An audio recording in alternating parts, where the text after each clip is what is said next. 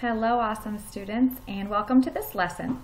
What you're going to be doing is comparing Out of the Dust by Karen Hess to Harry the Tarantula by National Geographic, and then finally this video and brain pop on comets. We're going to be talking about informational text and author's purpose and text structure. So listen closely and you'll have an assignment that's linked to this to answer some questions and compare and contrast all three texts. Enjoy.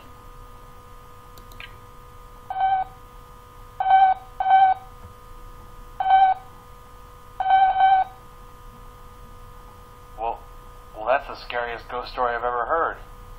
Ah! Huh.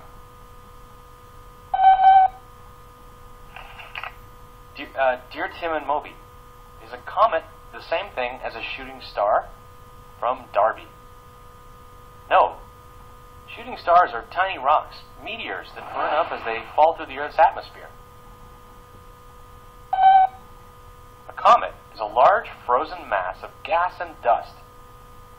They don't just burn up and go away like meteors. They have regular orbits around the sun, and they even have names. And unlike fast-moving shooting stars, comets look like they're moving slowly or not at all from Earth.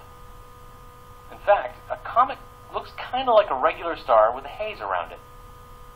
They're made up mostly of ice, dust, and carbon compounds. That's why they're sometimes called dirty snowballs. Astronomers think most comets come from the Kuiper Belt or the Oort cloud. Those are loose collections of material that orbit the sun from far out in the solar system. A comet usually stays inside those two bodies where it can't be seen from Earth.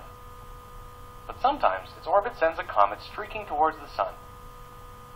As it gets closer to the sun, the ice in the comet evaporates directly to a gas, forming a haze called the coma.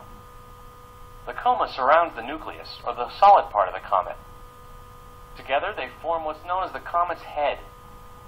Dust and ions coming off of the nucleus form the comet's tail, which can be millions of kilometers long.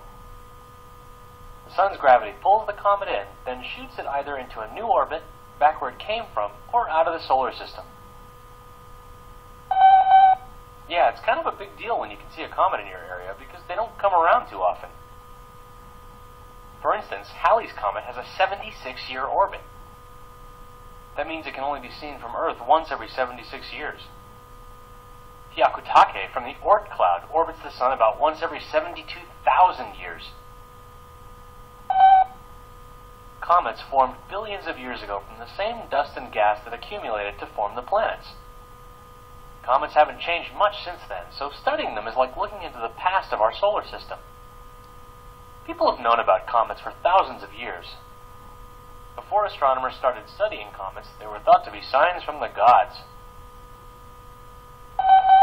Oh, don't be so superstitious.